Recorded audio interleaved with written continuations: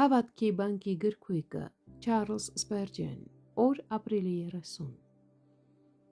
Ով որ ականջ ունի, թող լսի, թե ինչ որ հոգին ասում է եկեղեցիներին, ով որ հաղթում է, այն թաքցրած մանանայից ուտել կտամ նրան, և սպիտակ խիչ կտամ նրան, և այն խիճի վրա մի նոր անուն գրված, որ ոչ ոք չգիտե, բացի նա, որ առնում է։ Հայտնություն 2-17 խոսք։ Ով սիրտ, վեր կաց ու զորացիր սուրբ պատերազմի մեջ հաստատ մնալու համար, քանզի հաղթության վարձքը մեծ է։ Այսօր ճաշակում ենք երկնային կերակուրը, որ թափվում է մեր բանակների շուրջը, անապատի հացը, երկնքից եկող կերակուրը, այն սնունդը, որ երբեք չի լքում քանան գնացող ուխտավորներին։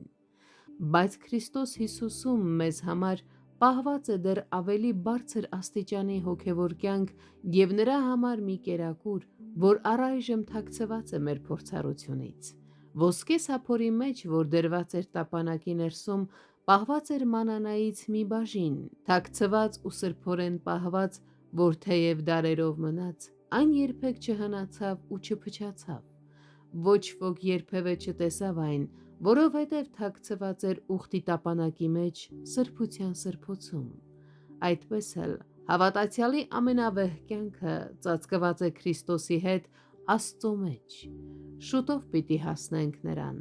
Մեր Տեր Հիսուս Քրիստոսի շնորհքով հաղթական դառնալով պիտի ուտենք Թագավորի սեղանից և ճաշակենք արքայական ընտիր կերակուրները։ Մենք պիտի սնվենք հենց Հիսուսով։ Նա է մեր թաքցված մանանան, ինչպես նաև անապատի մանանան։ Նա մեզ համար ամեն ինչ է, թե մեր վեհ վիճակում, թե մեր ամենախոնարհ վիճակում։